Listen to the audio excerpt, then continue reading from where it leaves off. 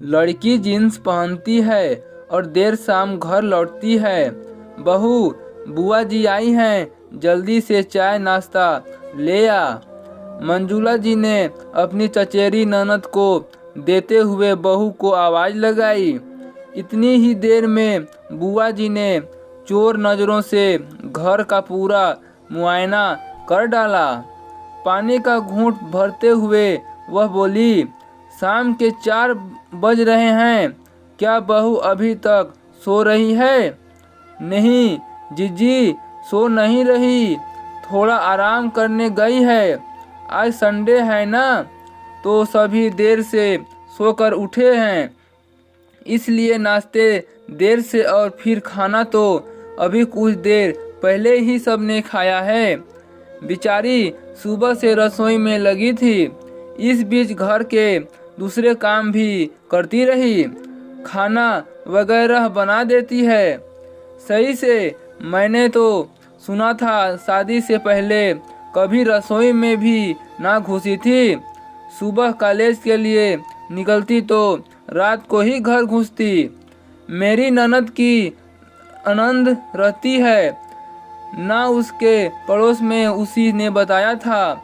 वैसे तो अब शाम होने वाली है, इस समय बहू बेटियों का सोना अच्छा नहीं लगता है। बुआ जी आंखों को गोल गोल घुमाते हुए बोली, वह भी तो इंसान ही है, उसे भी आराम की ज़रूरत है। वैसे उसके आने के बाद तो मुझे कितना आराम हो गया, बता नहीं सकती हूँ। रही रसोई घर संभालने की बात, तो अभी मीनू तो अभी ढंग से चाय बनाना भी नहीं जानती।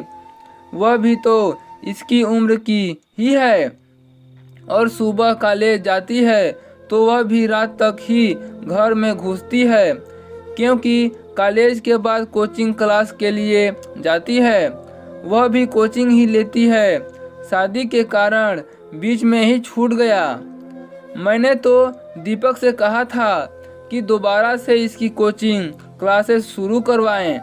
इतनी मेहनत की है, उसे चूल्हे चौके में थोड़ी न जाने दूंगी। वैसे मंजुला, अब तुम खुद ही समझदार हो, लेकिन मेरा भी घर के प्रति कुछ फर्ज बनता है, इसलिए अपना समझ कर कह रही हूँ।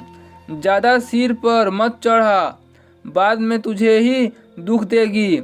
यह नौकरी पर चली जाएगी तो सारे काम धंधे तेरे जिम्मे आ पड़ेंगे।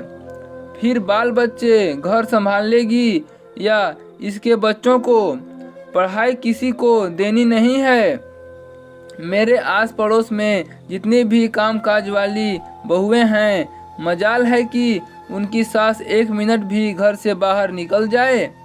उधर बहुएं तो कामकाज के बहाने मज़े करती हैं और सास सारा दिन रसोई में खटती है। अपने टाइम में भी किया और अब बुढ़ापे में बहुओं के हिस्से का भी करें।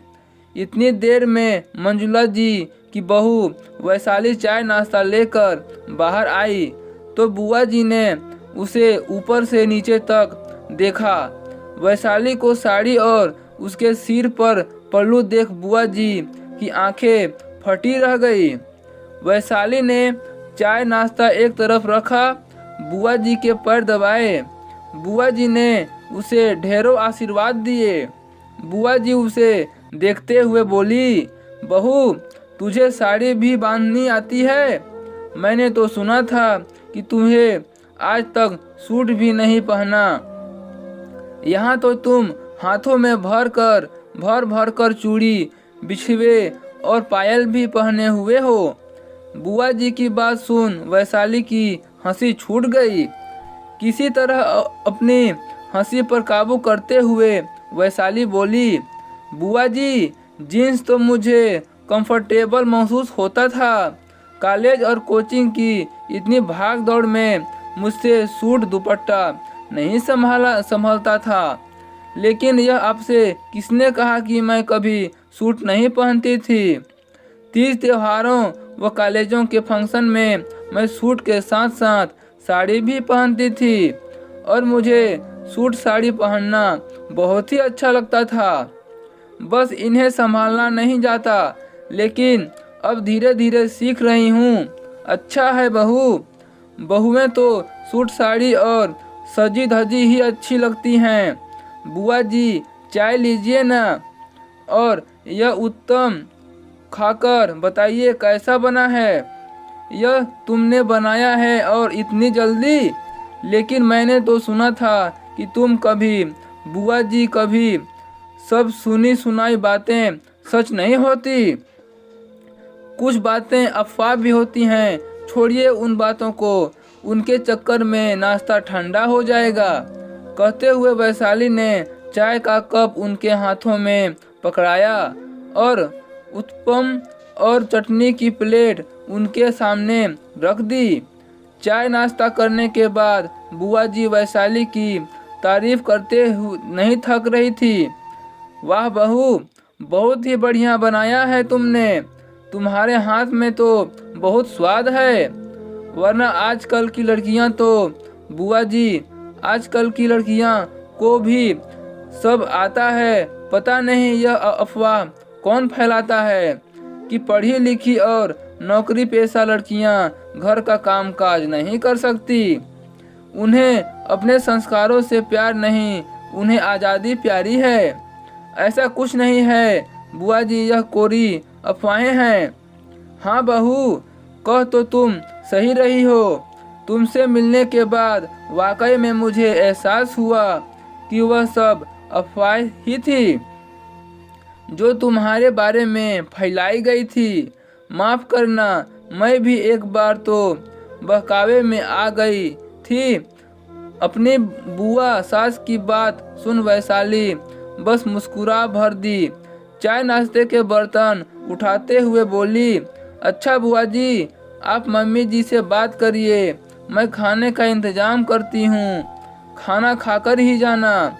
ना ना बहू, आज नहीं, आज थोड़ा जल्दी में हूँ, फिर कभी। शाम को एक शादी में जाना है। उसके जाने के बाद मंजुला जी भी आराम करने के लिए लेट गई।